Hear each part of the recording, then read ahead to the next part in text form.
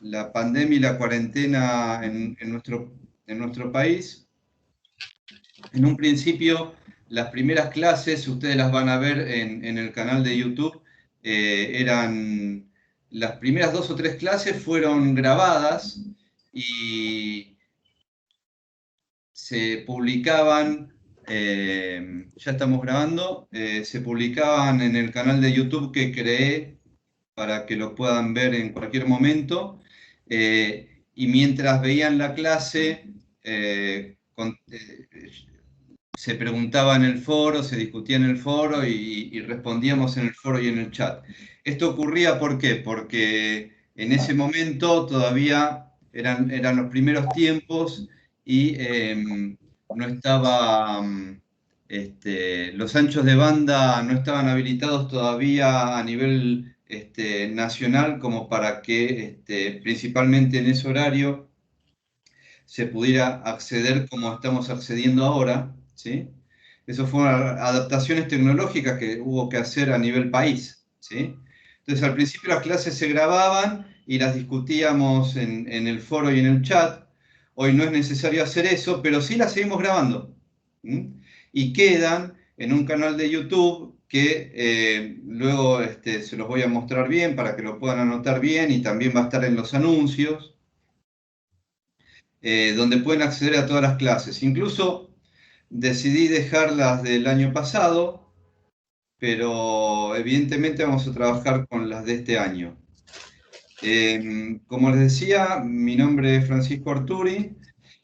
Van a tener la cursada de los martes virtual conmigo, tanto para neuropsicología en este horario como para psicofisiología. Y la titular de esta cursada es Iris Mota, que voy a presentar ahora. Podés escucharte, Iris.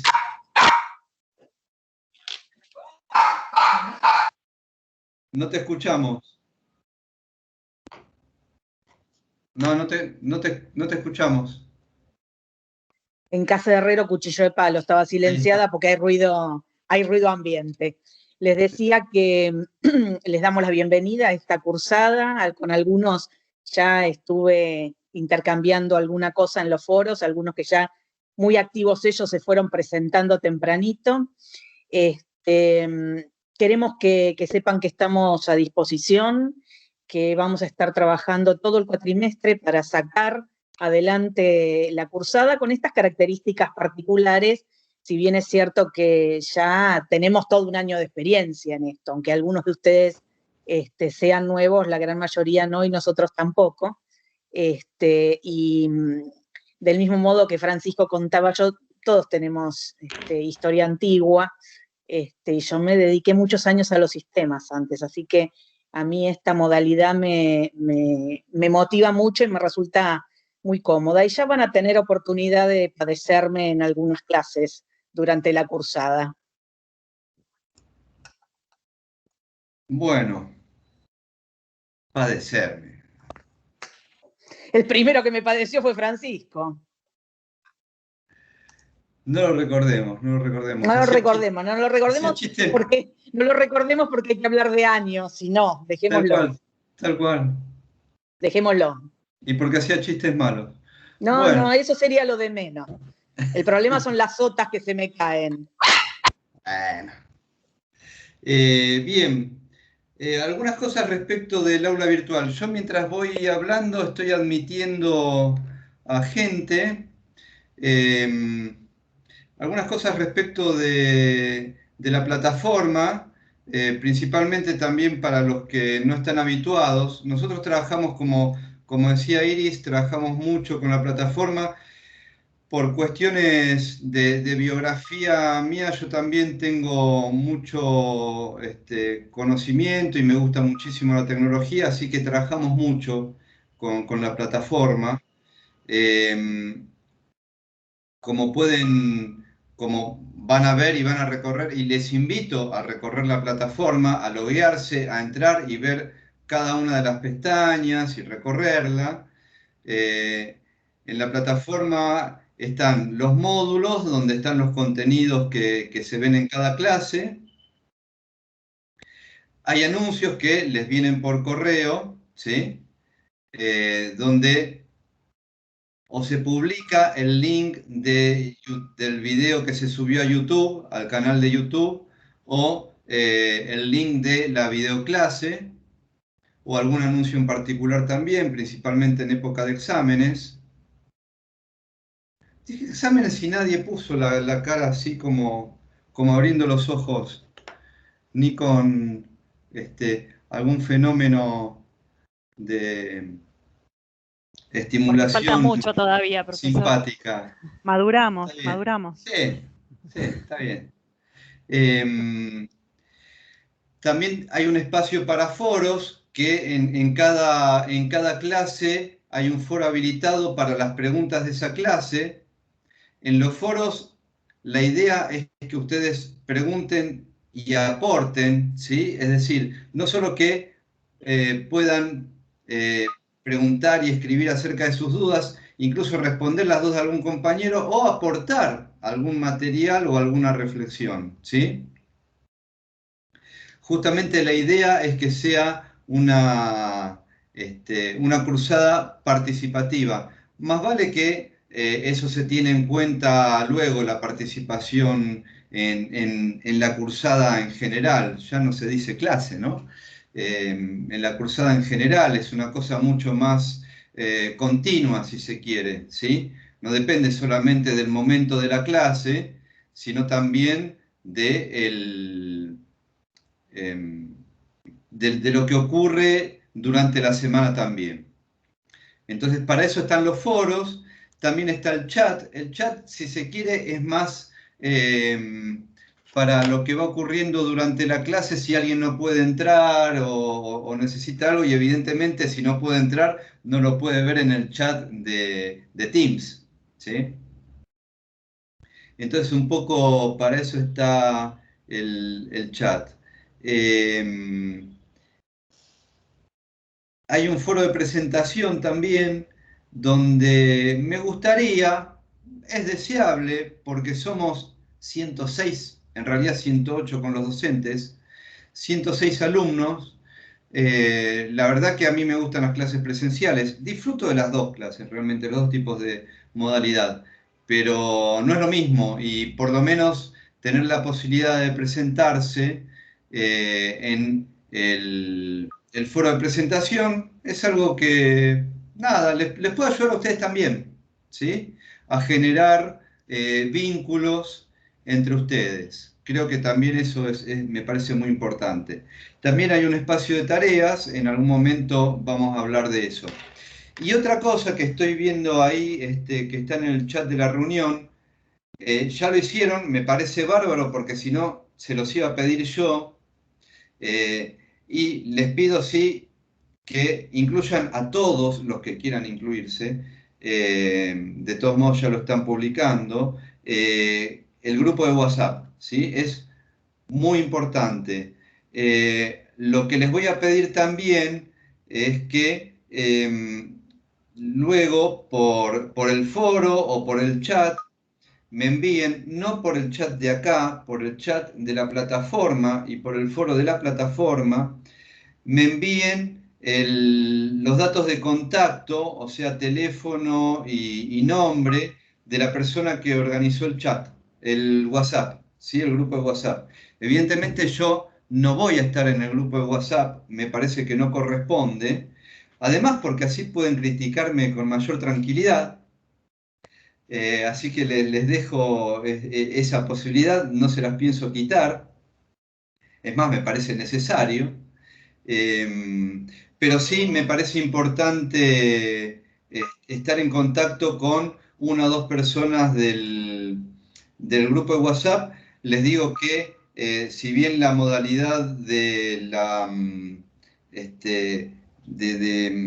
toma de exámenes cambió, pero cuando en la primer, claro, esto parece que fue hace un montón de tiempo. En la primer cursada de neuropsicología el año pasado con pandemia, los primeros exámenes eran orales y había gente que no se podía conectar y la persona que estaba a cargo del grupo de WhatsApp que era maravillosa como en su solidaridad, muchas veces nos hizo de vínculo conectándonos por los celulares. Uy, esta persona no se fue, está tratando de conectarse, a tal se le cortó la luz, está tratando de conectarse. Terminamos tomando el examen por el celular y no por la plataforma.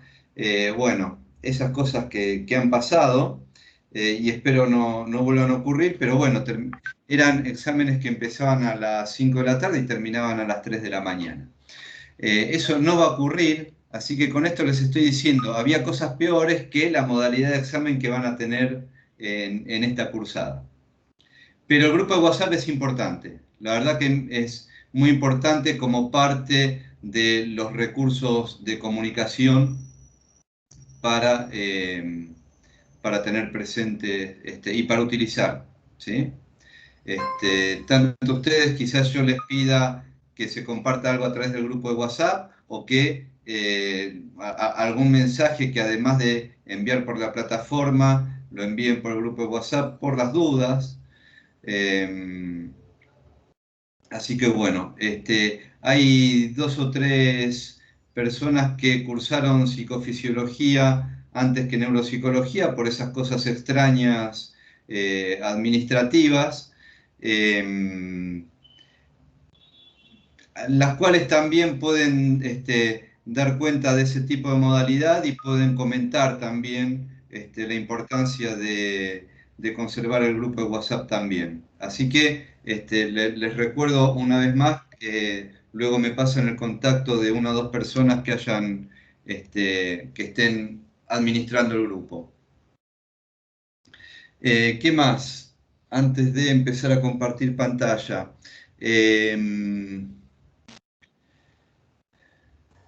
Profe, perdón, ¿y cuál sería la modalidad de examen? Coming soon.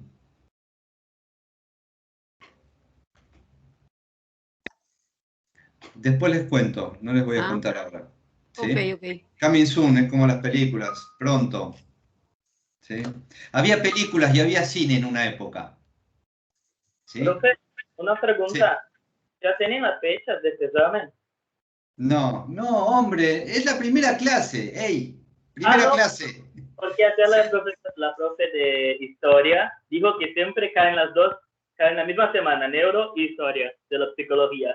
Y por eso pregunto la fecha para poder manejar esa después. Seguramente nos vamos a ingeniar para que sean la peor fecha de todas, así sufren un montón. Ténganlo presente. No seas malo. Vamos a tratar de acomodarlo para diferírselos. Sí. Pero bueno, de todas maneras, más allá de las típicas y lógicas ansiedades, hay algo que quiero sí aclarar. Son estudiantes universitarios, ¿está? Y yo los voy a tratar como tales. De hecho, en general, y esto lo saben los que han cursado conmigo, yo cuando me dirijo a ustedes me dirijo como futuros colegas, ¿está? Lo cual ya creo que está bueno empezar a pensarse de esa manera, ¿sí? Porque más allá de el deseo y el placer por lo que eligieron, hay una responsabilidad también, ¿sí? Todos los días ejercemos esa responsabilidad como profesionales y creo que tener presente, uno más vale que hay materias que les da, y esto tiene que ver con las afinidades selectivas de cada uno, le da mayor importancia a alguna materia que la otra, por la cantidad de materias que está cursando, por el gusto por ciertas materias y no por otras, por lo que uno cree que es más importante, por un montón de razones, ¿sí? Pero más allá de eso y de la energía que le dediquen a esta materia,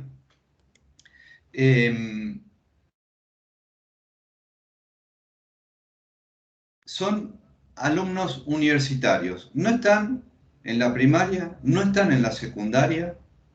La idea es aportar lo más posible desde un lugar tratando de buscar la excelencia en lo que uno hace, pero y también pensando solidariamente en cuestión de fechas, en cuestión incluso algunas cuestiones personales que siempre pueden ocurrir, pero una cosa es eso y otra cosa es buscar ciertas ventajas o esperar que otro haga las cosas por ustedes, ¿sí? Mi idea y la idea de la profesora Mota, puedo dar fe de eso, es brindarnos todo lo que sea necesario porque nos apasiona esto más que lo que recibimos como compensación material, se los puedo asegurar. Pero eso no quiere decir hacer las cosas por ustedes, ¿sí? Mi idea es tratarlos como futuros colegas y eso implica tanto beneficios como responsabilidades. También ocurre, por lo menos en mi estadística, y esto más o menos lo compartimos con otros docentes, aproximadamente en una materia, o por lo menos en esta, hay un 15-20% de gente que le gusta y que está con muchas expectativas sobre la materia. Hay un 15-10% más que dice, bueno, vamos a ver qué pasa con esto. Y el resto no le gusta, le tiene miedo, la odia, etc. ¿Sí? Mi idea, y es lo que generalmente ocurre, es que de los dos primeros grupos ese porcentaje se duplique. Y yo creo que hay mucha gente, por lo menos eso es lo que dicen, les estoy tratando de vender un poco la materia también, ¿sí? Va a pasar en la primera y en la segunda clase principalmente, pero esto también lo pueden preguntar, sé que los nombres circulan por las redes. Muchísima gente me ha dicho, yo empecé esta cursada odiándola o no me gustaba para nada y ahora me encanta, o por lo menos ahora me parece interesantísima y antes me parecía de las peores, ¿sí? Creo que para mí con eso ya es la mayor satisfacción que puedo tener como docente y es lo que trato que ocurra, ¿sí? Bien, vamos a empezar a compartir la pantalla. Tendría que tener, a ver dónde tengo el PowerPoint. La idea con esto, en general, vamos haciendo algo bastante dinámico. En algunos momentos comparto pantalla, en otros momentos paramos, doy pie para preguntas, para consultas, para comentarios, luego volvemos a clase y así. A mitad de la clase más o menos hacemos un break, un recreo. Esto también depende un poco del consenso entre todos. Puede ser más largo o más breve, si más breve terminamos un poco antes, pero esto depende del consenso que haya al respecto. Bien, estoy cerrando algunas aplicaciones para que la máquina tenga memoria suficiente y no me pase como recién que no podía entrar.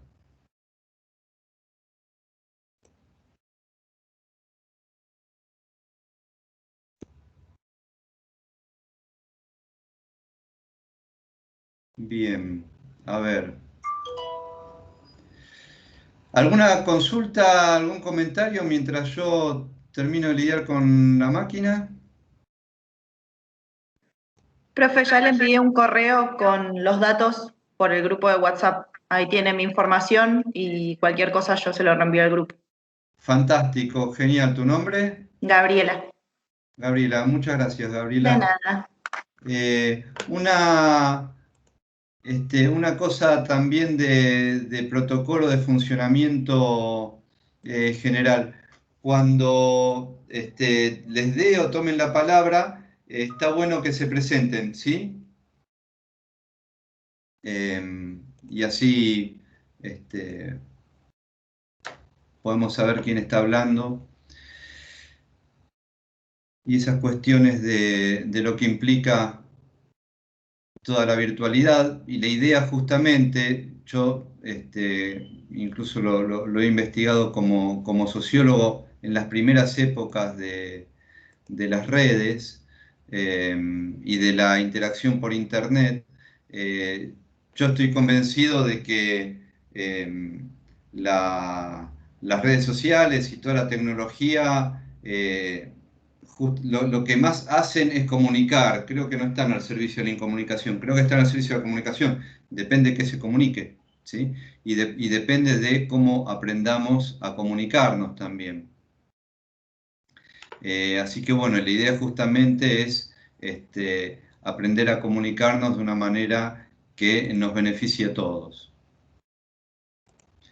Bien. Algo que también les vamos a pedir, porque tiene que ver con esto que está planteando Francisco, es que actualicen sus perfiles y pongan una fotito de perfil.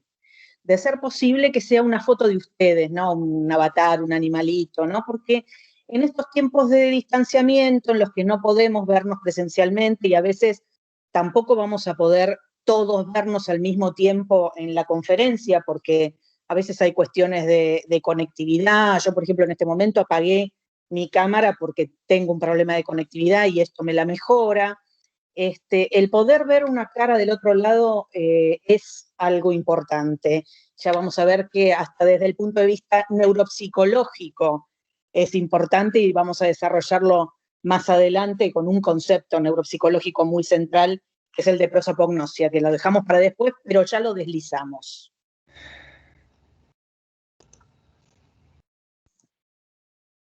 Gracias, Iris. No estoy pudiendo compartir el PowerPoint.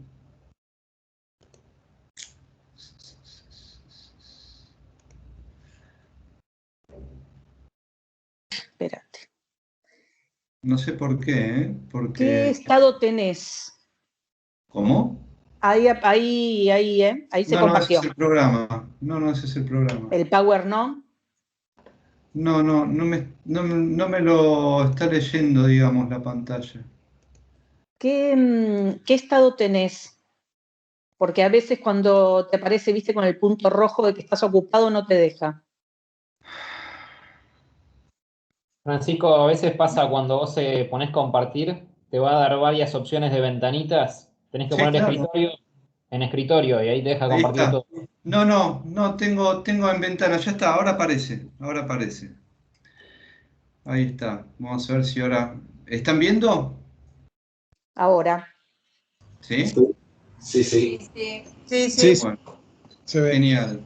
Hay veces, me ha pasado, por lo menos el año pasado, ahora mejoró muchísimo. La verdad que a mí me gusta mucho la plataforma Canvas.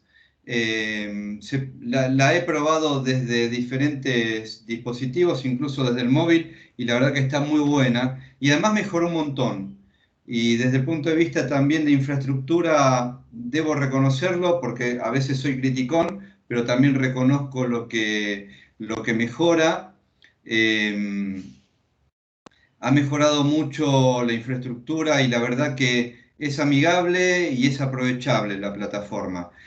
Así todo, Teams a veces, más cuando somos un montón, como en este caso, a veces tiene sus fallas. Cuando es así, yo utilizo para las videoclases otra plataforma de videollamadas o videoreuniones que se llama Jitsi, que la verdad que a mí me funciona muy bien. Es una plataforma que se usa incluso a nivel gubernamental, y hacemos de la misma manera. La verdad que todas tienen las mismas interfaces, Zoom, Meet, Teams, Jitsi, la verdad que se manejan todas de la misma manera.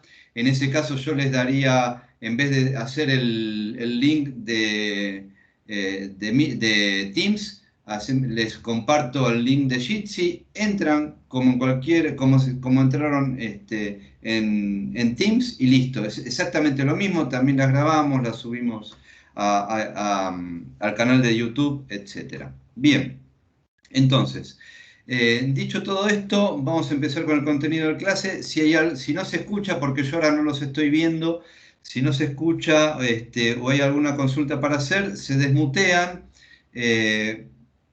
piden la palabra y vemos lo que haya que consultar.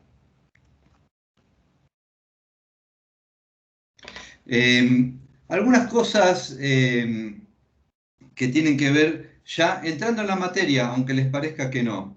A mí me parece que la forma de dar clase tiene que ser coherente con la concepción de la materia también. Y recordaba una frase de Borges, en realidad había dos que estaban interesantes. La clase también es una obra en colaboración, ¿sí? Yo creo que la clase, si lo tomamos, lo habrán visto o lo verán desde un punto de vista constructivista. La clase es algo que se crea entre todos, se crea con la participación, con lo que uno como docente también aprende de haber dado clase, y aprende no solamente individualmente, sino del compartir saberes con los alumnos y con otros docentes. Por lo cual, para mí, como les decía, en su momento, con todos los recursos que hay para compartir, la clase es una obra en colaboración, no solo por los recursos y la participación con esos recursos, sino también durante la clase. Y mi disposición respecto a esto está orientada por lo que decía Paulo Freire, un educador brasilero muy importante, que en algún momento les recomiendo por lo menos conocer, que tiene que ver con estar atentos a la escucha de la clase, ¿sí? Porque ustedes, de hecho, también, la escucha de la clase, yo como docente, ustedes como futuros colegas y compañeros, ¿sí? A la escucha del docente y del compañero que esté participando también, que es una manera de ejercitar la escucha como futuros profesionales.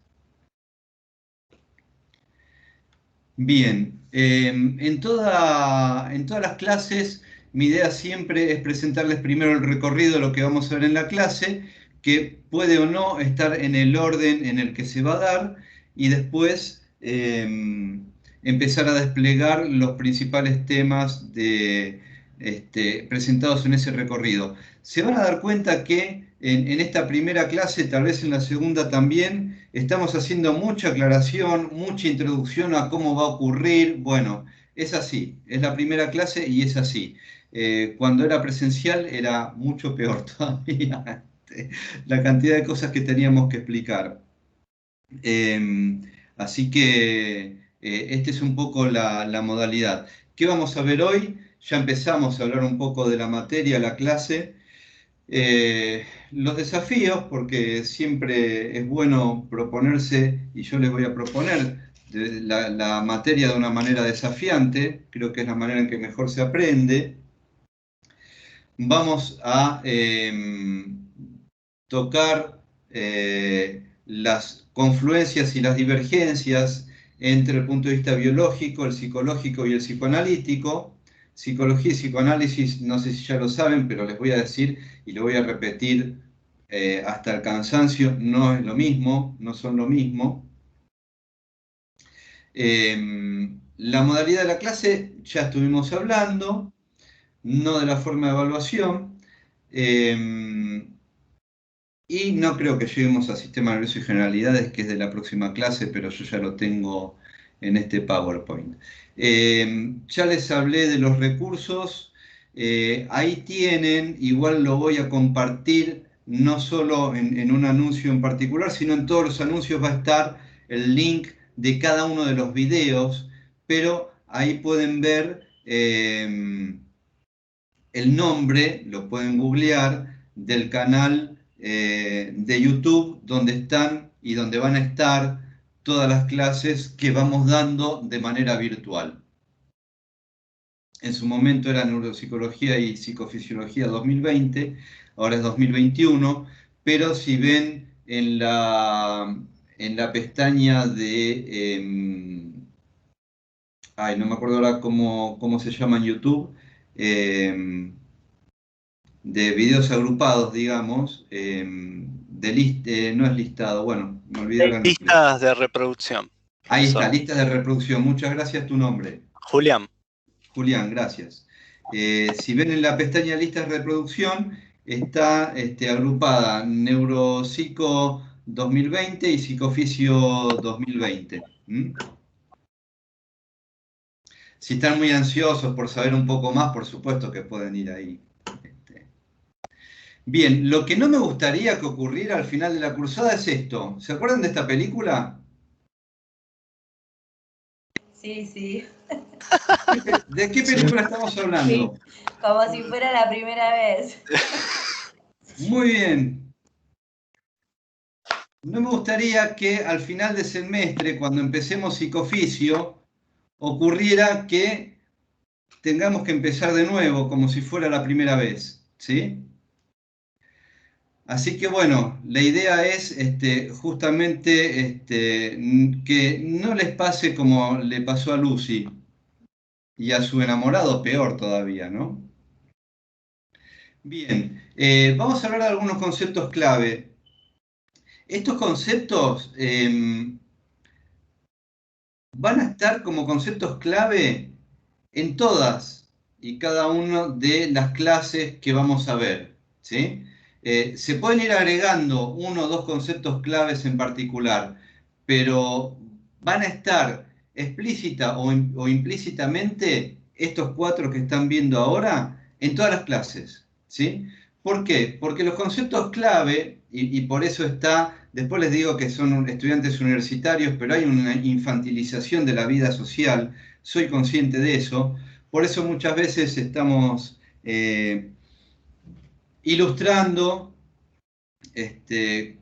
con algún dibujo que puede remitir a su infancia o con algunos memes también, un poco para siempre mantener el buen humor, pero me parece justamente que los conceptos son ladrillos a partir de los cuales ustedes, linkeando, pueden ir construyendo tanto razonamientos como hipótesis. La idea es esa, que se puedan, evidentemente hay que aplicar la memoria para muchos temas y para muchos conceptos, pero la idea es que los puedan utilizar de una manera ágil para a partir de ahí construir. Principalmente porque a lo que se tienen que acostumbrar, primero es a estudiar y mucho, y segundo a construir hipótesis. Es el día a día de nuestro trabajo. Ya se dediquen a la clínica privada, digamos, al consultorio particular, como a la psicología laboral, la psicología forense o todas las ramas en las cuales a las cuales podrán dedicarse como psicólogos. Los conceptos clave que más vamos a trabajar hoy van a ser neuropsicología, enfoque biopsicosocial y paradigma. Este también es un concepto fundamental, ¿sí? ¿Alguien me puede comentar qué entiende por paradigma?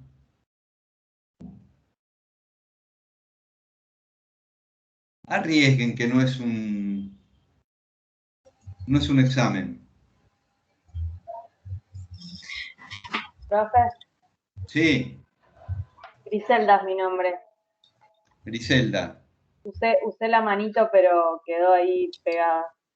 Sí, no te estoy viendo ahora, Griselda, sí. No, bueno, yo entiendo por paradigma como un modelo, o lo puedo vincular con una cosmovisión o con una forma de entender las cosas como dentro de como de un marco en donde nos basamos para entender el mundo, para ver el mundo. Sí, perfecto. ¿Alguien más?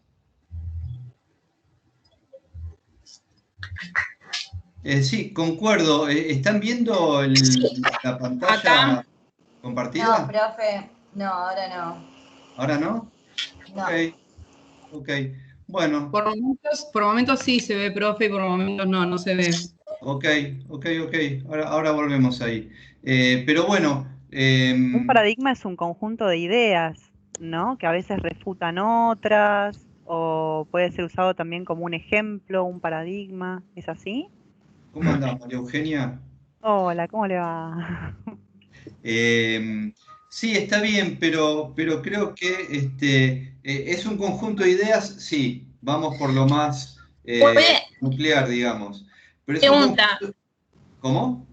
Pregunta, digo, a ver si más o menos, por lo que puedo yo entender, el paradigma es como si fuera un lente particular con el que se mira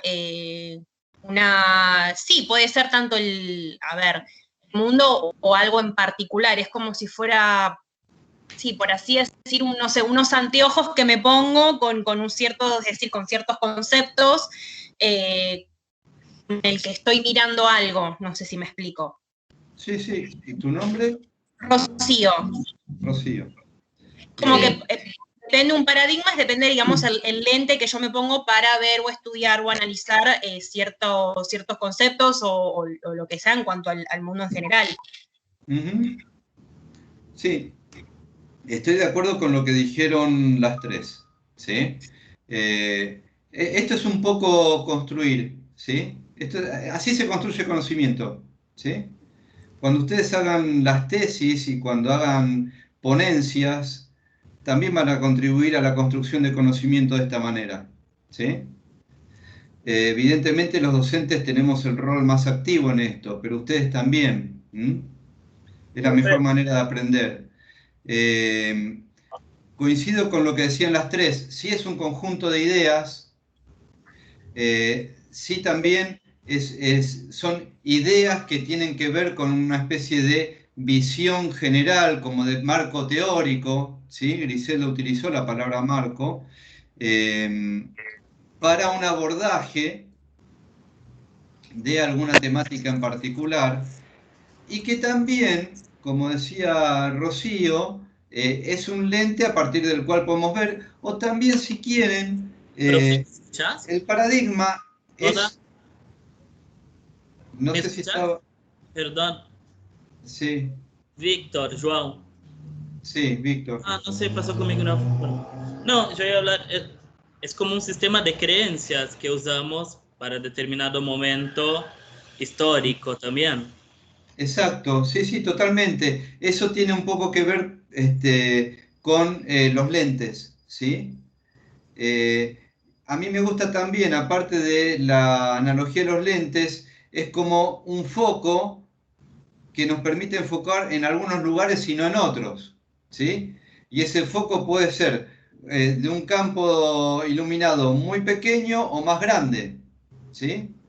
Eso también depende del paradigma, ¿sí?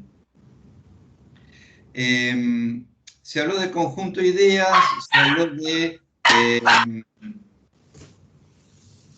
creencias, de marco, de lentes, o sea, de mirada, podríamos decir de abordaje. Esto es lo que dijeron los 4 compañeros de ustedes.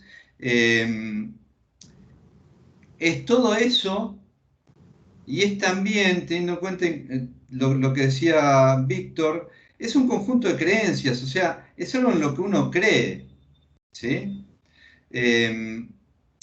Yo creo que una buena definición de paradigma, aunque les parezca raro, es creer para ver. No es ver para creer, como solemos decir, es creer para ver. Porque según lo que sean nuestras creencias, que tienen que ver con nuestra educación, las posibilidades psicosociales que hemos tenido, la ideología, el momento que vivimos, la historia, etc. El paradigma tiene que ver con eso y está bueno ser conscientes de eso.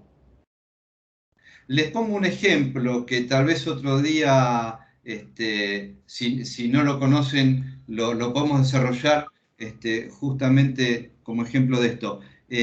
Hace poco hubo una nevada en Madrid, ¿sí? Era un fenómeno bastante poco habitual, donde había bloques de nieve del tamaño de un puño grande, ¿sí? Estaban muy comprimidos esos bloques de nieve, tan comprimidos que prácticamente no pasaban del estado, si uno trata de derretirlos con fuego, no pasan del estado sólido al estado líquido, pasan directamente al estado gaseoso, se llama sublimación.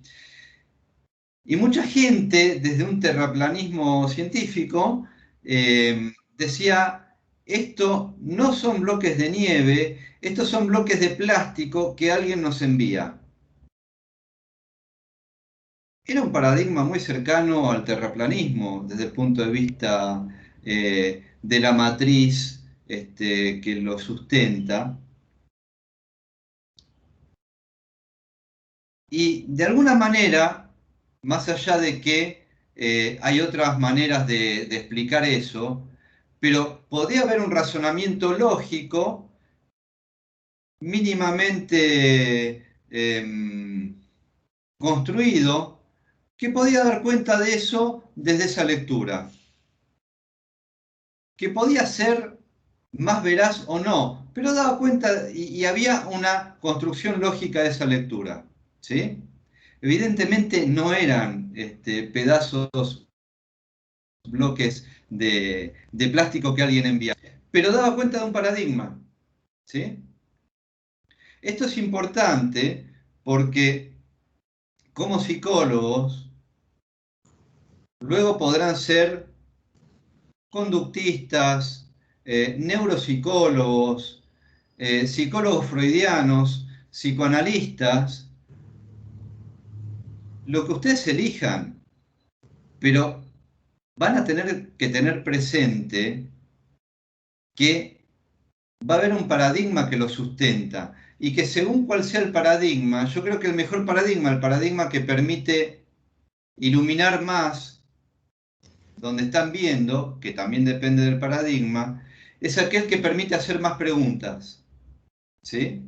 No solo responder a ciertas preguntas, sino hacer más preguntas y ensanchar algunos límites y establecer nuevos límites, porque ningún paradigma puede responder todas las preguntas. Ahí es donde se da el quiebre paradigmático, ¿no? Que vuelve a surgir. Ahí es donde se da el quiebre paradigmático, en el que un paradigma deja de poder responder todas las preguntas y ahí se da de nuevo la nueva creación de otro paradigma que las pueda responder. Exactamente, exactamente. Profe, mi nombre es Ernesto Rodríguez. Le quería hacer una consulta. ¿Está bien? Coincido con esto que es un conjunto de ideas, pero ¿le podríamos sumar que es un conjunto de acciones también? En primera instancia te digo que sí, pero ¿por qué lo decís? Porque la creencia lleva una acción. Uh-huh. Por eso decía, si podría también ser un conjunto de acciones. Sí, totalmente. Lo que está implícito en todo paradigma es una construcción teórica dinámica y también una práctica, una puesta en práctica de eso, ¿sí? Lo que es interesante tener en cuenta, por lo menos desde mi punto de vista y desde mi paradigma, principalmente en lo que es la psicología, creo que en parte en la biología también, primero está la construcción teórica y después la práctica. No creo que Freud haya inventado el psicoanálisis a partir de la clínica, definitivamente no. De hecho, él explícitamente decía otras cosas, ¿sí? Pero bueno, justamente depende de nuestra posición. Si yo creo que la Tierra es plana, y realmente, por más que me parezca una pavada, pero bueno, alguien piensa eso y lo sostiene, a ver, va a tratar de hacer lo necesario por demostrarlo. De ahí a que lo pueda demostrar es otra cosa. Pero primero hay una posición teórica.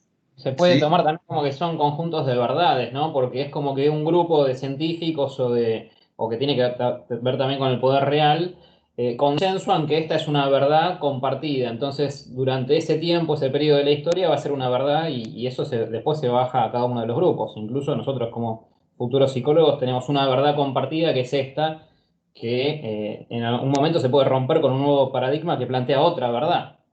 Sí, sí, totalmente. De hecho, dentro de la psicología hay muchas psicologías y también dentro del psicoanálisis hay mucho psicoanálisis, ¿sí? Por eso lo importante es estar advertidos de que todos participamos de algún paradigma, ¿sí? Todos tenemos, digamos, incorporado, y eso después lo podemos cambiar o no, ¿sí? Pero todos tenemos un paradigma, ¿sí?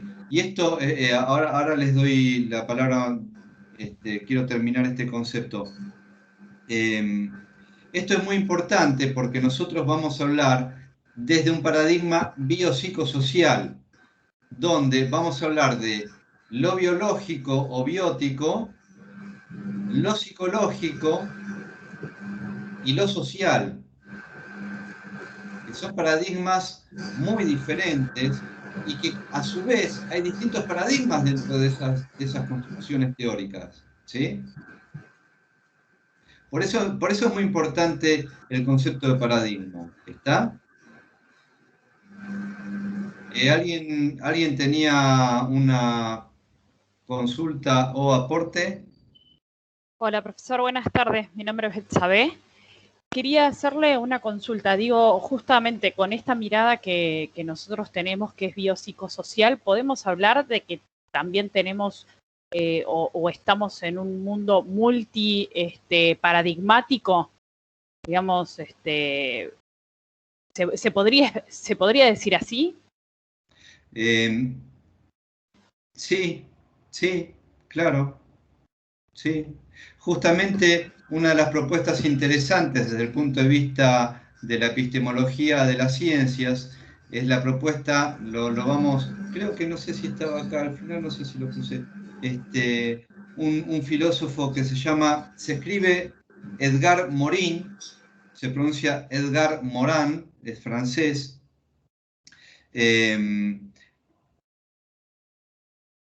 Él justamente habló de la interdisciplina y de la transdisciplina, ¿sí?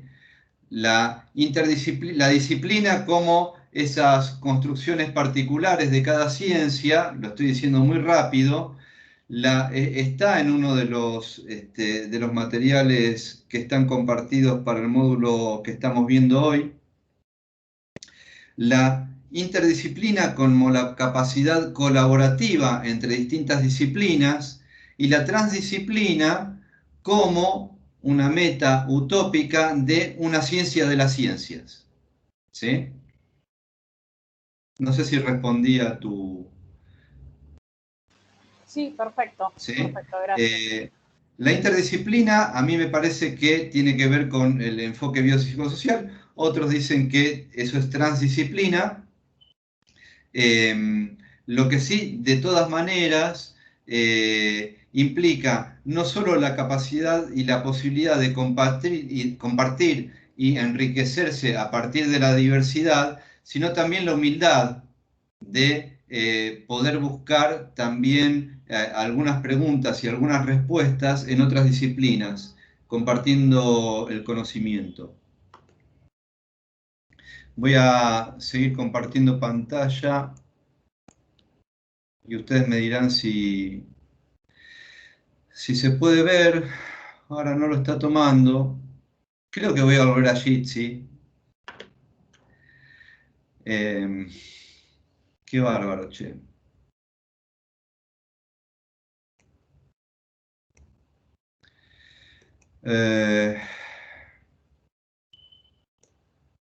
Vamos de nuevo.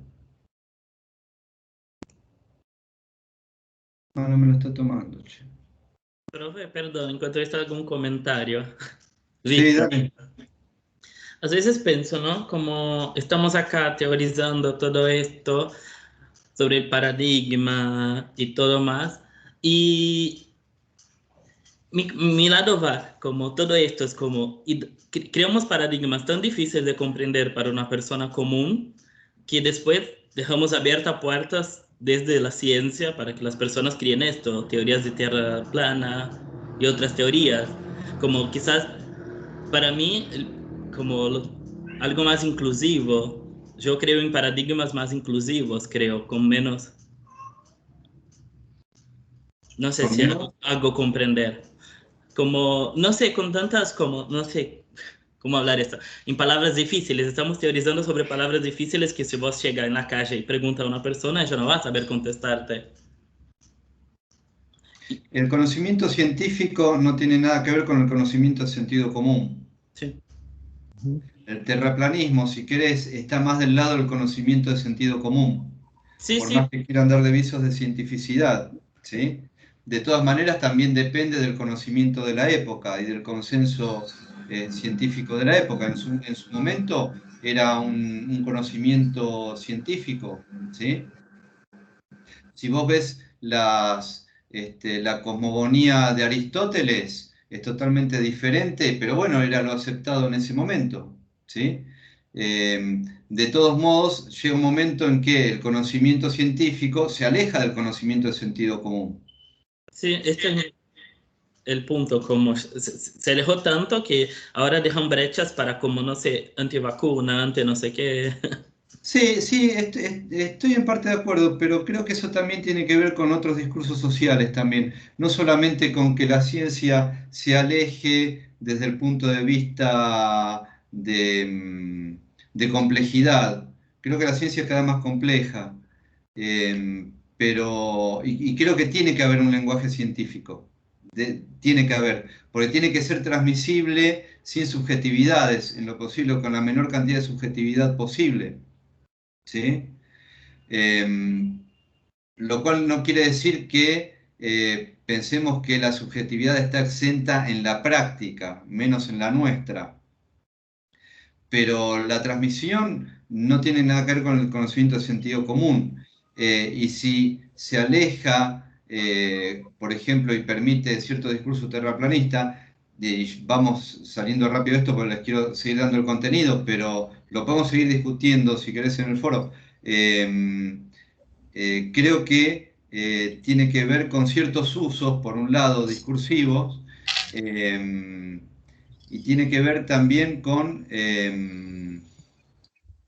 principalmente sí, con ciertos usos del conocimiento, ¿sí?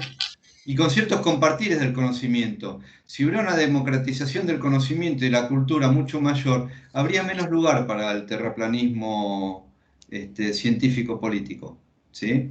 Creo que tiene que ver con la democratización del conocimiento también, pero también tiene que ver con los medios de comunicación de masas, y por eso con el compartir y con la desmonopolización, digamos, ¿sí? Bien, quiero ver si puedo seguir compartiendo la pantalla, pero interesante todo esto. Bueno, no puedo seguir compartiendo la pantalla, se los voy a seguir comentando, porque no me deja, Teams no me está dejando. ¿De qué hablamos cuando hablamos de neuropsicología? De una disciplina de características inter o transdisciplinarias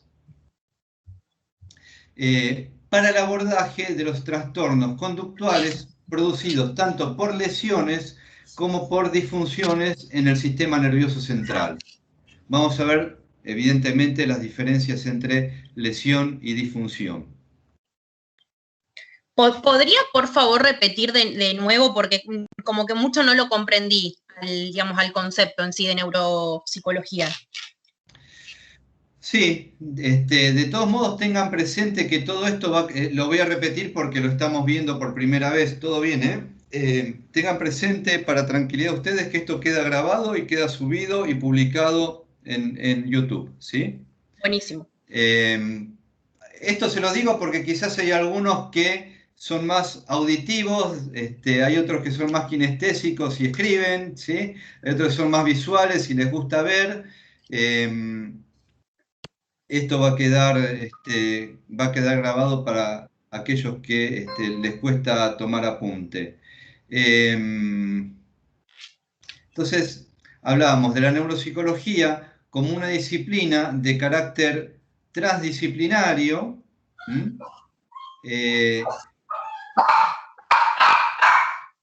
creada para el abordaje de los trastornos conductuales de conducta producidos tanto por lesiones como por disfunciones en el sistema nervioso central.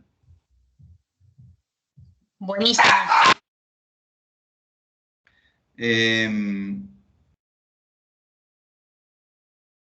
Esto tiene que ver con lo bio, cuando hablamos del sistema nervioso central, y con lesiones y disfunciones, tiene que ver con todo lo biótico, ¿sí? Pero eso tiene una manifestación psíquica y una vivencia psíquica, que tiene que ver también con un contexto social. Eso es lo que une la neuropsicología desde un paradigma biopsicosocial. Ojo, porque la neuropsicología en sí misma, como acabamos de decir, puede no tener un enfoque biopsicosocial.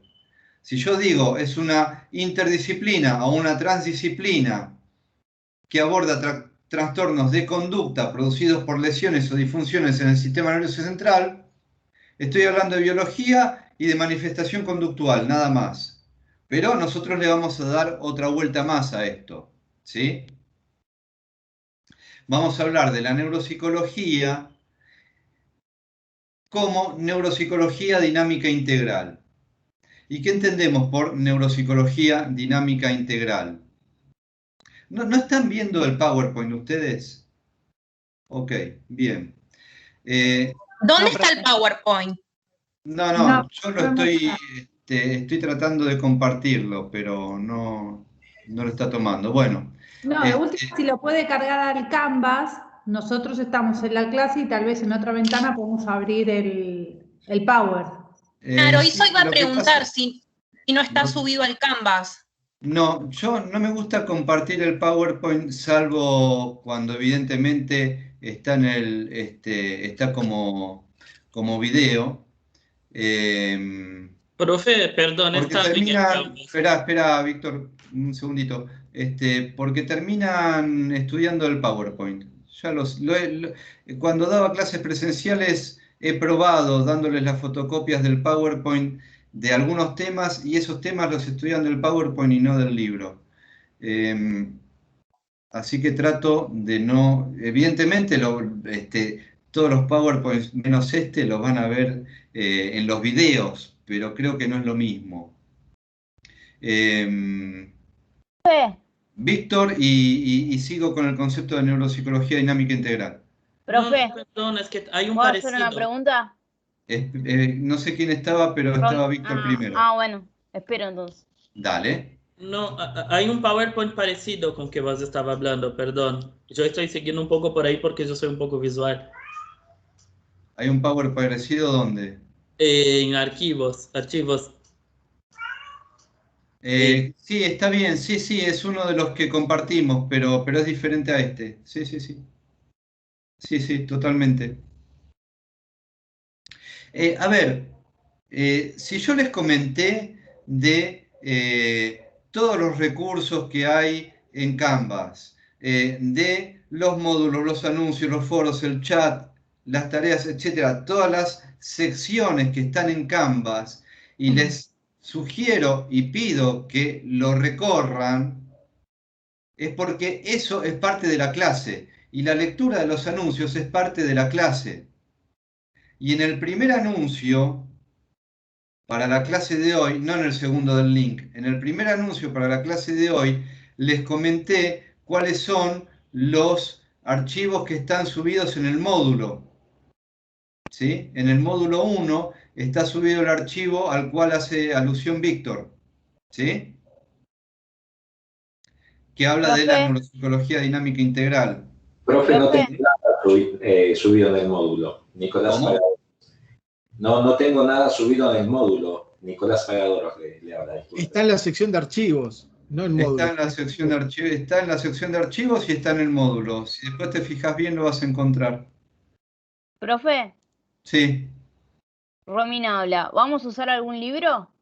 Porque antes había hablado de un libro. Sí, pensé que... Perdón, Perdón por esto. Esta es la edición viejísima. Neuropsicología. Está en el programa también está subido. ¿Sí? Ok. Sí. ¿Es la edición del 2010? Neuropsicología, así se llama, Neuropsicología, de la profesora Alicia Risueño. ¿Sí? Sí. Editorial ECUA, Ediciones Culturales y Universitarias Argentinas. Se consigue Creo que Didon ya tiene bastante agilizada la venta del libro, lo pueden conseguir también a través de Por compañeros de internet está, me ustedes. parece. ¿Cómo? Por internet estaba. Disculpe, profe. Sí. Gabriela, en el link de WhatsApp ya está en la descripción del link, yo subí en el Drive el libro que está en 4 partes para que lo puedan descargar. Está bien, no Así puedo que para todos los que hacer estén en... propaganda de eso porque para los chicos, tiene que para ver que con ya los lo derechos de tengan. autor, pero ustedes se manejan como se manejan. ¿Sí? Sí, Gaby, está y se puede descargar desde los links que van al Google Drive, así que se puede descargar. Bueno, perfecto. Todo eso lo siguen viendo en el foro, chat, grupo de WhatsApp, ¿sí? Justamente está para que se expanda la interacción, ¿sí? Entre todos nosotros. Bien, entonces, hablábamos de la neuropsicología como una interdisciplina o transdisciplina, depende cómo lo entendamos, para el abordaje de trastornos conductuales producidos por lesiones o disfunciones en el sistema nervioso central, pero si le agregamos a eso una visión biopsicosocial, vamos a hablar de neuropsicología dinámica integral. ¿Y qué entendemos por neuropsicología dinámica integral? Por las relaciones entre las funciones cerebrales, no solo de corteza, sino de las funciones vitales también, la estructura psíquica y la sistematización sociocognitiva, tanto en los aspectos normales como en los aspectos patológicos, en los distintos momentos vivenciales o evolutivos, que no es lo mismo, ¿sí? Desde un enfoque, dicho esto, biopsicosocial, que trata de relacionar, de articular lo biológico, la estructura psíquica, con la historia y la significación social, ¿sí? Con el contexto social. Esto lo vamos, después del break, que va a ser muy breve, vamos a ejemplificar esto con un análisis que vamos a hacer de la COVID como enfermedad, y vamos a ver todo lo que tiene de social la construcción de una enfermedad, porque como toda enfermedad es una construcción, no solo depende de un factor biótico, como en este caso el virus, sino también con el momento en el que se presenta, el tratamiento y la relación que tenemos respecto de eso. Vamos a aplicar todo esto que estamos viendo ahora y que está desarrollado en el libro. Yo voy a ir, cada vez que doy las clases, voy a lo nuclear, o voy a donde hay problematizaciones para desplegar y desarrollar. La idea que les propongo es que en lo posible es la mejor manera de aprender y es la manera más práctica de estudiar para un examen también. Traten de ir a la clase, aunque sea con una primera lectura, aunque sea en diagonal del contenido de la clase, ¿sí? Porque de esa manera la van a aprovechar más. Iba a decir disfrutar, para mí se disfruta, pero bueno, depende de cada uno. La van a aprovechar más si van con una lectura previa, ¿sí? Y eso está disponible. Y ahora más que antes. Entonces, abarca también periodos evolutivos. No estoy escuchándote. Estoy muy cortado. Abarca también periodos evolutivos, mejor lo escribo. ¿Sabes qué? Sacate la imagen. ¿Es María Eugenia la que está hablando? Saca tu imagen, así te queda más ancho de banda para la voz. Sí, profe, dijo que ahí lo escribe lo que iba a decir. Bueno, esperamos que lo escriba. Si quieren hablar y ven que está entrecortado, salen de la cámara ven y hablan sin la imagen, que van a tener más ancho de banda para ustedes, ¿sí? Sí, decía que con lo de la pandemia, lo que decía antes, o sea que también articula con periodos evolutivos. Totalmente, por eso es lo interesante de lo social, de lo biopsicosocial, sí. Ahora lo vamos a ver. Ahora vamos a ver cuando demos el ejemplo, ¿sí? Bien, podemos hablar de la neuropsicología y específicamente de la neuropsicología dinámica integral como una disciplina en construcción.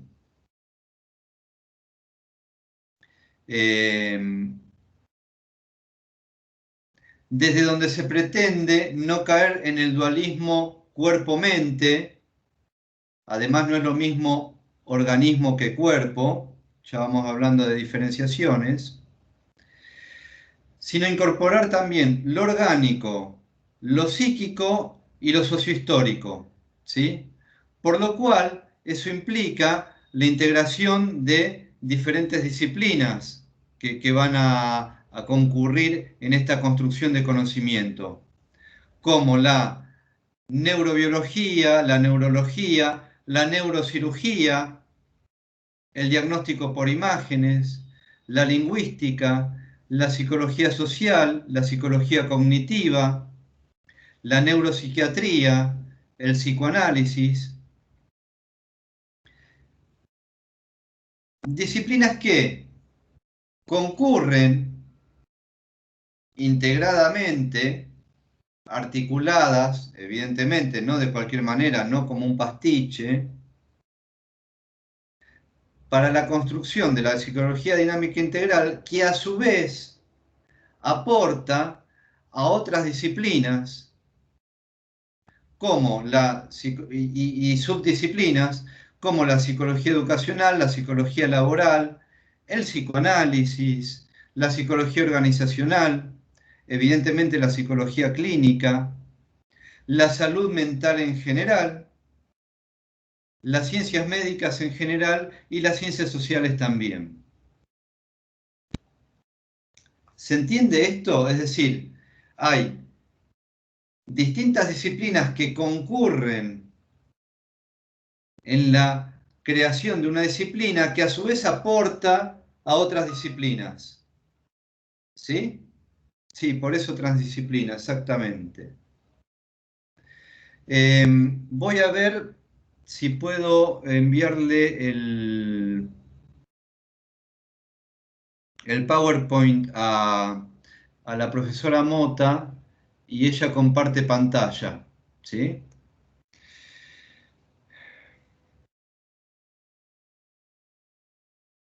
Ahí lo compartí en el chat, cualquier cosa también. Este PowerPoint, si lo compartiste en el chat, me voy a preocupar mucho. El que habías pasado vos, el que mandaste por mensajito. No, está bien. Ese es el que está enviado en el módulo. Es. Claro, bueno, pero eso es parte, esto es otra cosa, ¿eh?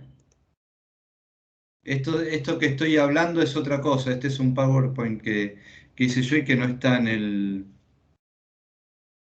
No está en el módulo, ¿sí?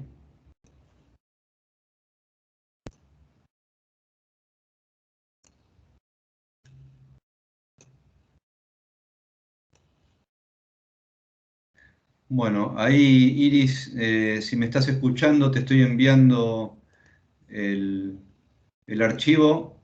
Bueno, esperaremos que llegue. Dale, te lo envié por WhatsApp, ¿sí? Dale. Recién ahora vi tu mensaje. Bien. Algunos antecedentes respecto de la neuropsicología. Porque vamos a ver, primero, lo que es la neuropsicología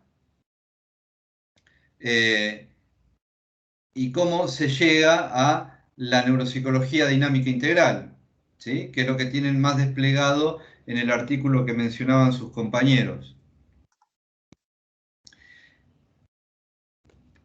Hay un hecho que se ha dado mucho en todo el conocimiento, tanto de la neuropsicología, de la neurología, como del psicoanálisis, que gran parte del avance y del desarrollo y del despliegue de las investigaciones respecto al cerebro humano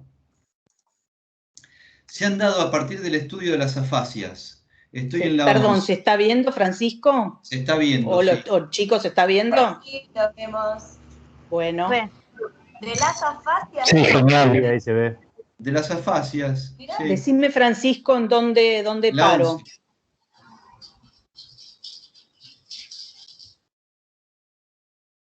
Profesor, ¿Sí? Lorena Jara, ¿el trastorno del lenguaje, que es a consecuencia de alguna patología cerebral? Claro, exactamente. Les digo esto, ahora lo vamos a hacer, ahí está, ahí estamos. Justamente la tesis de Freud tiene que ver con se llama las afasias, ¿sí?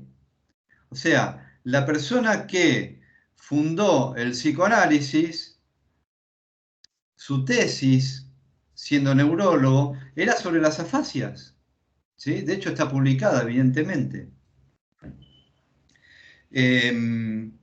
Pero justamente, ¿qué es una afasia? Lo vamos a estudiar y mucho la afasia en esta materia, ¿eh? Es un trastorno del lenguaje que tiene que ver con la dificultad o incapacidad de comunicarse mediante el habla, la escritura o la gestualidad, ¿sí? Y tiene que ver justamente con lesiones en el sistema nervioso central. Ahora, lo interesante de esto es que el estudio del sistema nervioso central puede decirse que empezó con la pregunta acerca de la afasia hace, según se tiene documentado, 3.500 años, del año 3.500 a.C., es decir, hace 5.500 años, ¿sí? Hubo preguntas acerca de este trastorno del lenguaje tratando de buscar su origen. Y en esta búsqueda por los orígenes o por la explicación, por la causa, esta pregunta es lo que permitió el avance de la neurología. Y luego de la neurofisiología y de la psiquiatría y de la psicología también. Ahora no se está viendo, me parece, la pantalla, Iris. ¿No? No. No, porque hay alguien que solicitó el control de la pantalla. Creo que Lorena puede ser. Sí, efectivamente. Bueno, Lorena Saucedo, ¿podés descontrolar, por favor? Esto tiene que ver con responsabilidad de todos, ¿eh? Perdón, profe. Está. Puede pasar, pero tengan presente que somos 100 personas y todos dependemos de todos, ¿sí? Así que justamente la clase la construimos entre todos. ¿Podés volver a compartir, Iris?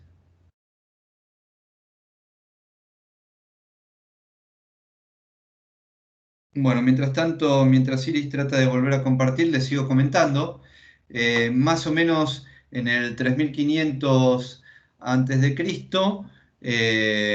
son los primeros estudios del cerebro tratando de responder a la pregunta sobre la afasia. Cerca del año 400 a.C., esto está desplegado en el libro, Estamos haciendo el recorrido así como pantallazo. Se postula la etiología, es decir, la causa cerebral de la afasia. En el año 100 a.C., siguiendo estas investigaciones sobre el sistema nervioso central, principalmente sobre el cerebro, Galeno postula la inteligencia tiene sede en el cerebro, ¿sí? Galeno es considerado uno de los padres de la medicina, creo que lo saben, ¿sí? Y si no, sépanlo. Para ser psicólogos y para estar al tanto de su carrera y del área en la cual se van a desplegar, hay que estudiar un montón y hay que leer un montón, de todo, ¿sí? Es bueno tener una buena cultura general.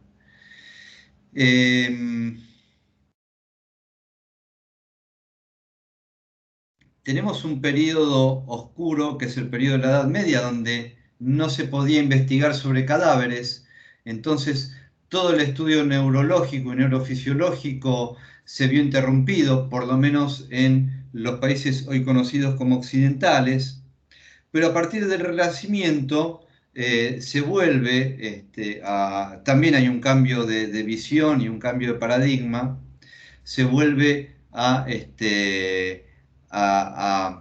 permitir y a realizar de todas maneras el estudio sobre los cuerpos, y uno de los hitos en ese avance es el establecido por Vesalio, que estudia las vías neurológicas, que las vamos a ver lamentablemente muy poco, pero son todas las vías que van desde cerebro y médula hacia el sistema nervioso periférico, ¿sí? O sea, desde el sistema nervioso central hacia el sistema nervioso periférico y desde la periferia hacia el sistema nervioso central.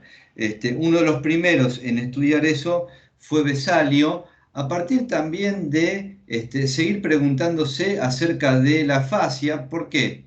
Porque a partir de esta pregunta surge también la pregunta por el conocimiento. Y surge también la pregunta sobre los distintos descubrimientos que había a partir de esos trabajos y de esas investigaciones. Entonces, lo que se empieza las preguntas que empiezan a surgir y las hipótesis que empiezan a ponerse en juego tienen que ver con lo que se va a conocer como la localización de las funciones cognitivas, ¿sí? Que es lo que va a dar lugar luego a lo que se conoció como están diciéndolo, era muy bien la palabra que venía acá, como la frenología, ¿sí? El localizacionismo de las funciones mentales superiores, ¿sí? O cognitivas. Yo no soy muy amigo de hablar de funciones mentales superiores, porque si hablamos de una visión integral, y lo vamos a ver,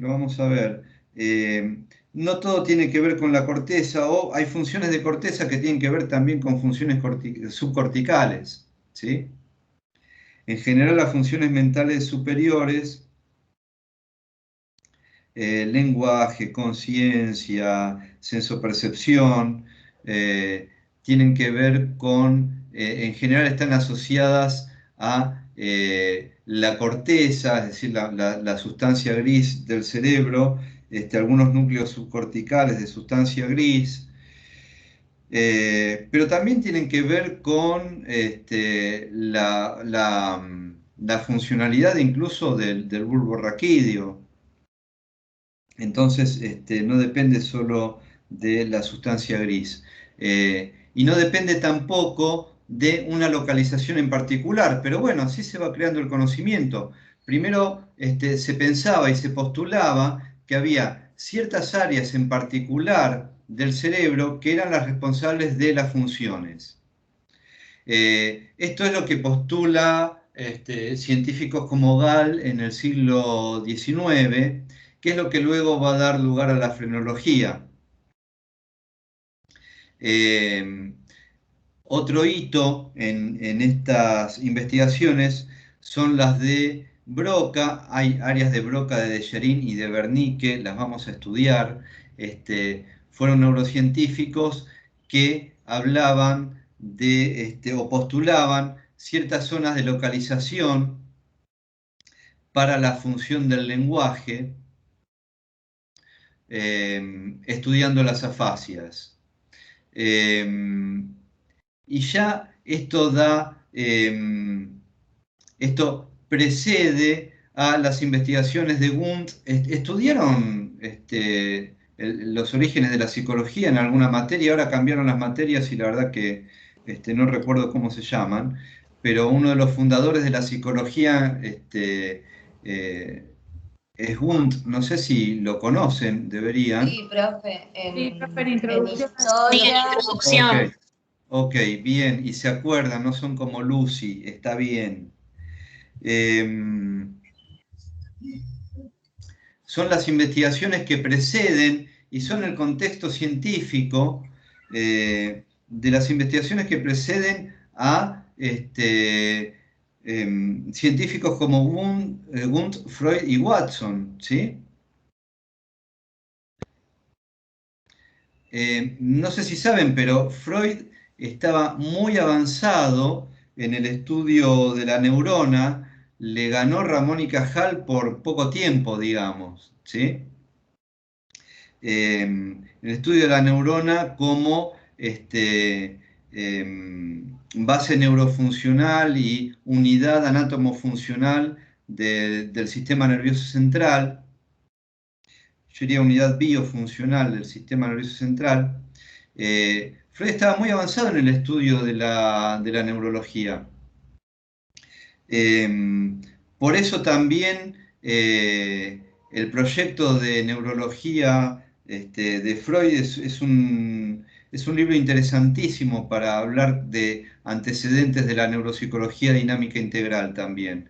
Es uno de los primeros libros de Freud, uno de los primeros trabajos de Freud, que después va a retomar muchísimos años después, más de 20 años después, va a seguir tomando, en ese libro, que es de fines del siglo XIX, hay una especie de destilado, de compilado, de lo que Freud, de mucho de lo que Freud va a desplegar después, ¿sí? Y fue a partir de las preguntas neuropsicológicas. Esto como para que vayan viendo los puentes que se pueden establecer entre lo biótico, lo psicológico y lo social, porque había un contexto cultural, ¿sí?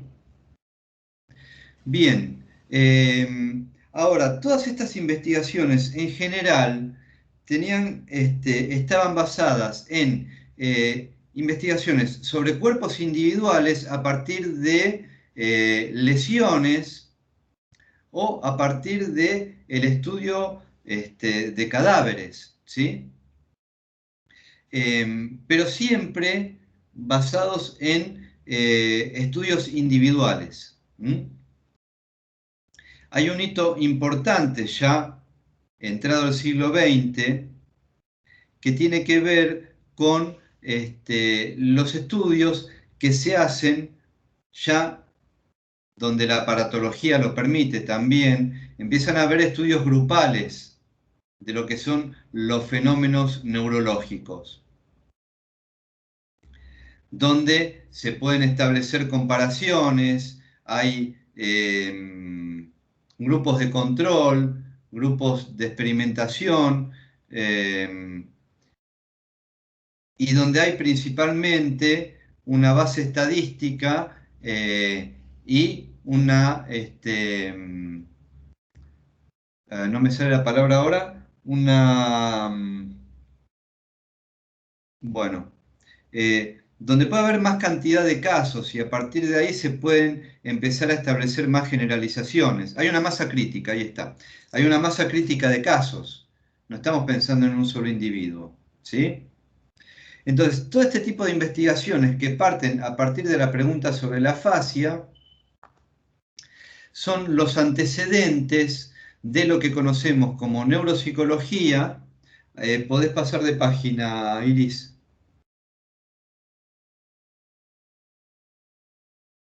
Bien, así también después les queda por lo menos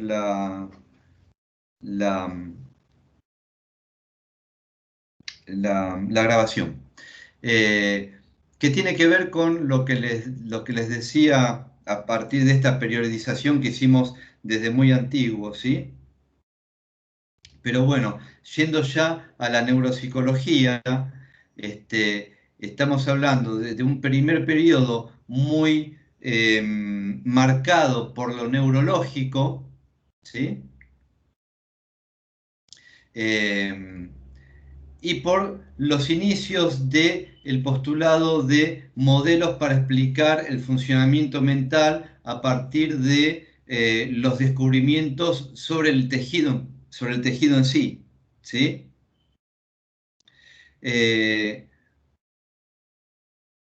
Como les decía, todo esto también en el segundo periodo tiene que ver con experimentaciones sobre unidades corporales, digámoslo, ¿sí? No había experimentaciones que tienen que ver con grupos, como es lo que ocurre en el tercer periodo, que ya es entrada la mitad del siglo XX, donde se pueden analizar las manifestaciones neurológicas a partir de tests, a partir de protocolos, a partir de el avance de la aparatología que va a permitir una mejor investigación sobre los fenómenos y sobre las investigaciones también in vivo, ¿sí? Hay gente que dice que no está viendo la pantalla compartida, pero esto va a quedar grabado, gente. Si no lo pueden ver es por un tema de ancho de banda. Entonces, en ese tercer periodo, lo importante es que se empieza a estudiar con una masa crítica más importante y con los aportes de la aparatología, tanto desde el punto de vista desde un electroencefalograma hasta el diagnóstico por imágenes, ¿sí? Ahora, ¿cuáles son las limitaciones de este tercer periodo? Como todo momento de avance en la ciencia, como les decía al principio, cuando hablábamos de paradigma, un nuevo conocimiento viene a ensanchar los límites de un fenómeno, de la explicación de un fenómeno, pero a su vez establece nuevos límites. No puede explicarlo todo. Ningún conocimiento en ningún momento lo explica todo, ¿sí? Entonces acá teníamos más masa crítica, teníamos incluso los tests donde podíamos luego combinar el estudio de gente con lesiones y gente sin lesiones y cómo respondía a los tests, ¿sí? Pero teníamos el problema de la generalización. ¿Por qué? Porque todavía no podíamos ver, no podíamos hacer la dialéctica, si se quiere, entre lo individual y lo general de tener más casos con masa crítica, con más casos para analizar. ¿Por qué? Porque no estaban las construcciones explicativas para eso que se estaba descubriendo.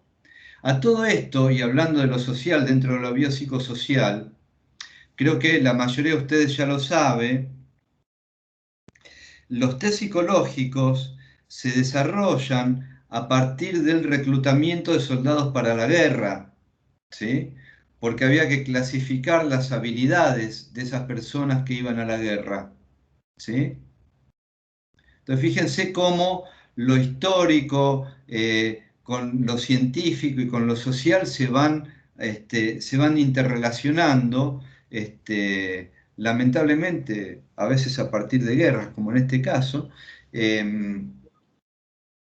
para construir conocimiento, ¿sí? Tenemos un cuarto periodo, que es a partir de la década del 60 del siglo pasado, donde se desarrolla mucho más la psicología cognitiva, o aparece la psicología cognitiva, aparece un neurobiólogo,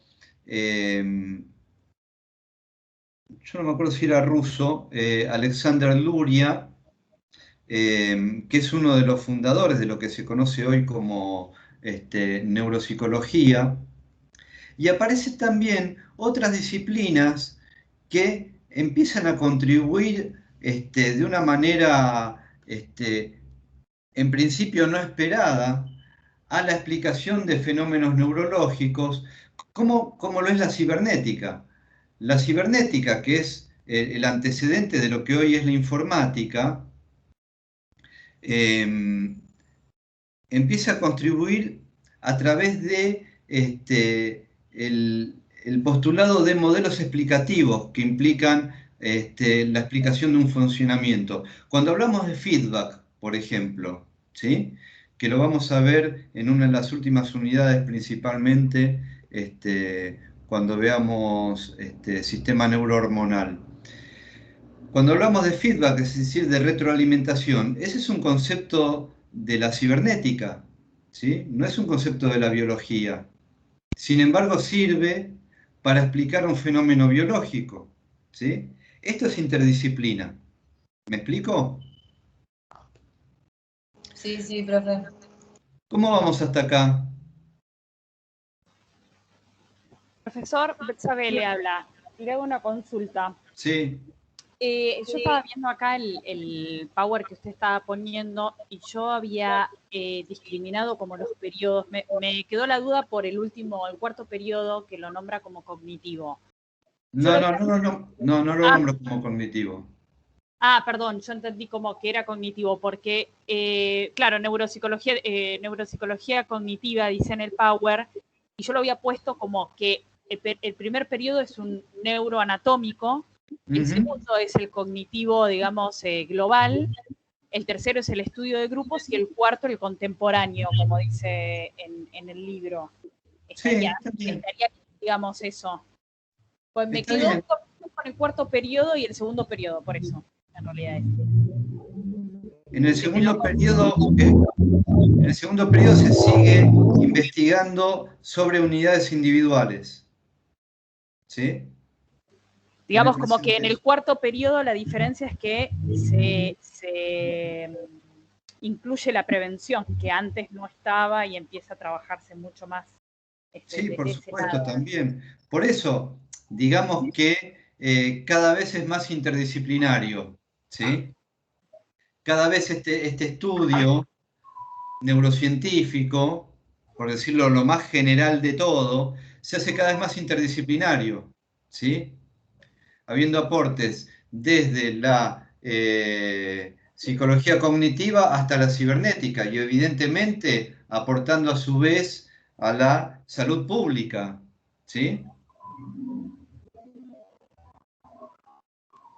En los años 50, el primer ministro de Salud de Argentina, Ramón Carrillo, decía, nunca recuerdo toda la frase, pero nombraba toda la parte contextual primero, en una sociedad con bla, bla, bla, los microbios como causas de enfermedades son unas pobres causas, ¿sí? Lo podemos ver hoy con lo que es la COVID. Y ahora lo vamos a ver. Ahora vamos a aplicar todo esto al análisis biopsicosocial del fenómeno COVID. Podemos pasar a la página siguiente, al slide siguiente. Estamos yendo re lento, pero bueno. Entonces, justamente cuando hablábamos de estudio de las relaciones entre lo biológico, lo psíquico y lo sociocognitivo, hablando de neuropsicología dinámica integral, estamos hablando de aspectos de la singularidad vivencial, es decir, de lo que le pasa a un paciente a partir de su biología, a partir de su estructuración psíquica y a partir del contexto sociocultural en el que está viviendo, ¿sí? Ese es el modo de abordaje, ¿sí? Ahora vamos a ver, ya vimos hasta ahora cómo viene la construcción de la neuropsicología dinámica integral, tanto desde el punto de vista de sus antecedentes históricos, como desde el punto de vista de construcción conceptual a partir del aporte de las distintas disciplinas, ¿sí? Justamente por el aporte de las distintas disciplinas, pasamos a la página, al slide siguiente, el aporte de las distintas disciplinas y los antecedentes de la neuropsicología dinámica integral hacen a lo que son los métodos que se da la neuropsicología dinámica integral como interdisciplina. ¿Por qué? Porque el estudio de estas manifestaciones cognitivas a partir de lo orgánico y lo sociocultural y la estructuración psíquica se da desde por ejemplo, desde el método lesional, que es el estudio del sistema nervioso central a partir de lesiones. Hay libros escritos sobre esto, ya lo vamos a ver. Cómo funciona el cerebro a partir de que posteriormente a una lesión hay una funcionalidad que se pierde, ¿sí? Ese es un método de estudio, ¿sí? No porque lesionemos a alguien a propósito, sino porque lo estudiamos a partir de una lesión, ¿sí? El método instrumental, que tiene que ver con el aporte de toda la aparatología médica, que tiene que ver también con el método funcional, con el registro, por ejemplo, de un electroencefalograma, o para mí lo funcional y lo neuropsicológico es parte casi de lo mismo respecto de los test psicométricos. La observación clínica es parte también, y lo vamos a ver, de los métodos de estudio de la neuropsicología. La anamnesis, que es el conjunto, el interrogatorio, el conjunto de preguntas que se hace a un paciente en distintos momentos, por ejemplo, cuando ingresa a un sistema de salud pública o antes de una intervención quirúrgica. Pueden hacerlo ustedes como psicólogos, no sé si como psicoanalistas, pero sí como psicólogos. Y como psicoanalistas también, si se ponen el traje de psicólogo en ese momento. La lectura biopsicográfica también, donde también influye el aporte de las ciencias sociales, no solo de la psicología, en el abordaje de un fenómeno individual o grupal, porque no se olviden también que cuando nosotros hacemos clínica, y más cuando hacen alguna otra especialización dentro de la psicología, no estamos con un individuo, no estamos frente a un individuo, estamos frente a una persona que tiene una familia, que está en un grupo, que tiene lazos sociales y vinculares, y familiares, laborales, etc. ¿Sí? O podemos también abordar el trabajo con grupos, ¿sí? Por ejemplo, en psicología laboral. Bien, entonces, teniendo en cuenta esto que les comentaba acerca de desde dónde recibe aportes, pasamos siguiente slide, desde dónde recibe aporte la neuropsicología y hacia dónde aporta también. Esto está en uno de los como contenido en uno de los materiales que les compartimos. Podemos ver cómo recibe aportes de la neuroquímica, algo tan orgánico y tan microscópico, ¿sí? Profe, en el Power está cómo es la interacción, porque hay disciplinas que aportan la neuropsicología, hay otras en las que la neuropsicología aporta esas disciplinas y otras en las que van y vienen los aportes. Claro, totalmente. Acá lo da como que todo aporta a la neuropsicología. No, quizás no lo estás viendo bien por el tamaño de la pantalla, pero hay flechitas que van y vienen.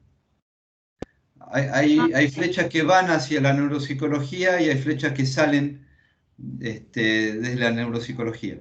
¿Sí? Sí, yo lo puedo ver bien. Ah, no, yo lo veo, las flechas que van y vienen. Sí, Todo las bien, flechas está bien. van y vienen. Está bueno que celebro que haya una lectura crítica, ¿sí? Porque podemos equivocarnos también, así que está buenísimo. Pero, por ejemplo, a ver, respondiendo a tu inquietud, la neuropsicología recibe aporte de la neuroquímica, por ejemplo, y aporta a su vez a la psicología clínica, de la cual también podemos decir que recibe aportes en una retroalimentación, ¿sí? Como por ejemplo lo ven en la neuropsiquiatría, que aporta a la neuropsicología, pero también a su vez la neuropsicología, a partir de otras investigaciones, puede aportar a la neuropsiquiatría, ¿sí? Bien, no nos detengamos demasiado en esto. Ya hablamos bastante de todo esto del slide siguiente también, Iris, de lo que, hablando de los aportes y los feedbacks, podemos hablar también de los objetivos de la neuropsicología dinámica integral, que van desde la descripción científica de manifestaciones patológicas en el sistema nervioso central hasta la prevención desde el punto de vista de la salud pública y la atención primaria a la salud, pasando por realización de programas de investigación, estudio de momentos vitales particulares, dinámica psíquica de procesos mentales tanto individuales como generales, ¿sí? Son parte de los objetivos de la neuropsicología dinámica integral. Quiero avanzar y vamos a hacer 5 minutos de recreo. Los niveles, hablando de salud pública, slide siguiente, por favor, Iris, gracias. Está la profesora titular, yo le estoy diciendo, a ver, Iris, pasá a la página siguiente, por favor. En fin, y encima le hacía chistes malos. Cuando les decía de niveles de prevención, cuando hablaba de salud pública, estamos hablando de niveles de prevención, ¿sí? Es importante que, siempre a pie del cañón, es importante que esto lo vayan al texto, ¿sí? Cuando se habla de niveles de prevención. Se imaginarán que es pregunta de examen, ¿sí? Con esto me aseguro de que la mayoría va a ir a verlo. Pero creo que la prevención es parte muy importante de nuestro trabajo, ¿sí? Y tiene que ver con los conceptos de plasticidad sináptica, especificidad y estimulación, temas que vamos a ver muy pronto, ¿sí? Como así también la neuropsicología del desarrollo y la psicología evolutiva. Tienen que ver con plasticidad sináptica, con organización psicomotriz, con noxas teratogénicas. Estoy hablando de todos conceptos que vamos a ver en las próximas 2 o 3 clases. Así que es importante que tengan presente que todo esto que vamos a ver es despliegue de lo que es la neuropsicología dinámica integral, porque después están empezando a ver la definición de organización psicomotriz y se olvidan que todo esto viene de la neuropsicología dinámica integral. Es importante que lo tengan presente y que lo articulen, ¿sí? Hablamos cuando, y con esto nos vamos a ir al recreo después de esto, ¿se acuerdan cuando hablábamos de método lesional y cuando hablábamos de las investigaciones para responder a la pregunta sobre la etiología de las afasias? Y decíamos que tenía que ver con las afasias, con esos trastornos del lenguaje a partir de lesiones o disfunciones en el sistema nervioso central, Bueno, vamos a ver a qué nos referimos cuando hablamos de lesión y cuando hablamos de disfunción. Esto es el A del ABC. ¿Está? No sé si me explico. Sí. Lesión tiene que ver con daño anatómico, ¿sí? Es decir, hay una solución de continuidad, hay un corte, hay una lesión, hay células que se mueren o empiezan a funcionar mal, hay neuronas, ¿sí? Que dejan de funcionar, ¿por qué? Porque hay una lesión en el tejido, ¿sí? Esa lesión puede ser por causas biológicas, como por ejemplo un ACV, un accidente cerebrovascular, o por causas traumáticas, ¿sí? Como recibir el impacto de una bala, ¿sí? Un golpe, una fractura de cráneo. Entonces, hay una lesión, ¿qué quiere decir? Lucy, la lesión del lóbulo temporal, sí, exactamente, era el libro al que me quería referir, sí. No es la Lucy de la película quien está aportando en el chat. Profe Víctor. Víctor. Perdón, antes de la clase estuve Víctor, leyendo. ¿Ah? Sí, me esperás un segundo que hablamos de lesión, disfunción y signos blandos. Vemos tu inquietud y vamos al recreo, ¿sí? Ok, no hay problema. Dale, genial. Me encanta que participen, buenísimo. Tanto verbalmente como escribiendo en el chat. Está buenísimo. La lesión, entonces, tiene que ver con daño anatómico, es decir, hay un daño en el tejido, ¿sí? Por lo tanto, es irreversible. Ojo acá, pequeña, o sea, no se vuelve de una lesión, ¿sí? Lo que sí puede haber es compensación de la función, a veces, ¿sí? Compensación vía plasticidad sináptica. Vayan recordando esto, ¿sí? Entonces, lesión, daño anatómico. Tiene consecuencias según la ubicación de la lesión y la extensión de la misma. Y es irreversible, esa función se perdió. Se puede compensar vía plasticidad sináptica. Profesor, disculpe. El único, esperame un segundito, por favor.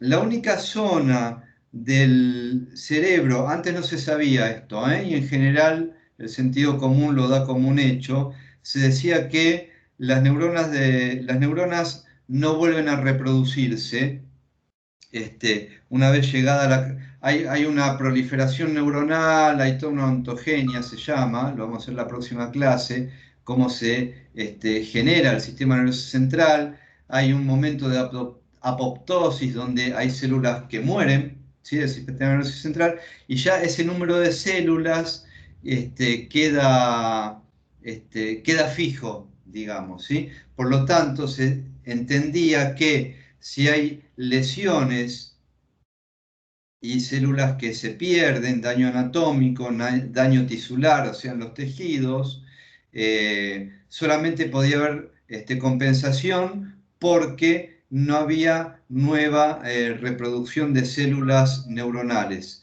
Eso es así, salvo en el hipocampo y otra región más que ahora no recuerdo, ¿sí? Que son las únicas dos regiones donde sí hay reproducción de células neuronales posterior a la apoptosis. Pero, volviendo, eso era una nota al pie, cuando hablamos de lesión, hablamos de daño tisular, digo tisular quiere decir tejido, ¿sí? Daño en las neuronas, de características irreversibles, no se vuelve de eso, se pierde la función, se perdió, ¿sí? En cambio, la disfunción, no hay daño anatómico, hay una patología orgánica, hay problemas de funcionamiento, ¿sí? Pero tienen que ver con que el desarrollo de la función a lo largo de la maduración del sistema nervioso central no ha podido concluir, ¿sí? No ha llegado al último estadio de desarrollo, digamos, ¿sí? De maduración, ¿sí? No tiene que ver con daño anatómico.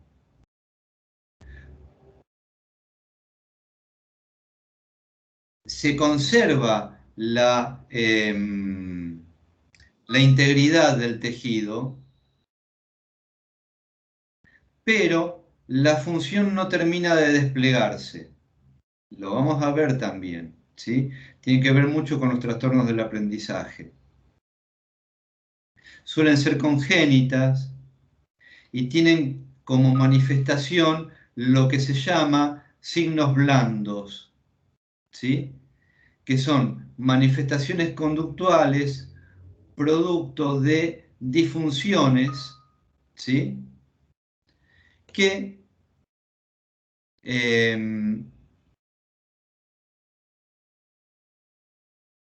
como pueden ver en el slide, no son autoevidentes. ¿Qué quiere decir esto?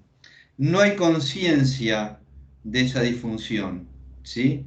En cambio, los signos neurológicos lesionales son autoevidentes, ¿sí? ¿Qué quiere decir que son autoevidentes? Que yo tengo conciencia de la lesión, ¿sí? Tengo conciencia de la carencia funcional fruto de esa lesión, ¿sí? Lo que se llama conciencia de enfermedad, ¿sí? Hacia el final de la materia vamos a hablar de las diferencias entre conciencia de enfermedad, conciencia de síntoma para la medicina y para la psicología, que es diferente, ¿sí? ¿Se entiende la diferencia entre lesión y disfunción?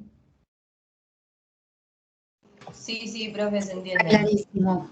Sí, Sí, sí. clarísimo, profe. Bien, hay como 90 y pico de personas que hablan como 10. Para que no se encimen las palabras, profe. La disfunción es congénita, hay una pregunta.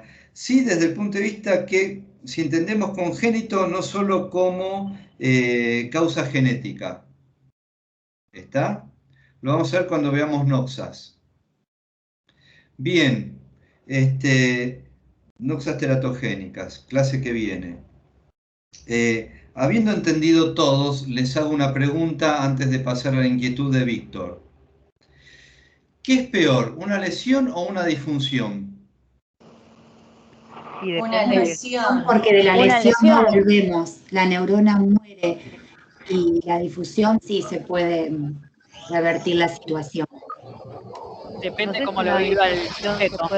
Para mí una disfunción es peor que una lesión. Porque no se puede compensar.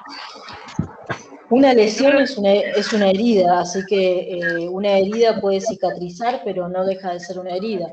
En cambio, una difusión, calculo que mediante estimulación y otras cosas pueden avanzar la patología si es la de la fascia. Pero Natalia, vos está olvidando de la plasticidad. Profe. Una lesión puede por la plasticidad, como no sé, ir para... Perdóname, Víctor, pero la plasticidad tiene que ver tal vez con una neurona muerta que puede hacer unas dendritas, pero ¿no? la neurona ya está muerta, por más que vos quieras darle vida, la neurona murió. Claro, pero podés compensar, en el caso de la disfunción Claro, no, se me genera parece. una plasticidad que se puede compensar. Tal cual, o sea, que depende de dónde sea la lesión. Plasticidad neuronal, que lo que haces es activar otras conexiones. Pero para hay un daño Chicos, anatómico no nos en la escuchamos difusión. porque hablando todos juntos. ¿Cuánto más? Pero está bien, no importa. Porque está bien. Igual habría que ver cómo lo vive el sujeto, porque, digo, depende, para nosotros qué puede ser peor, pero ¿para quién es peor?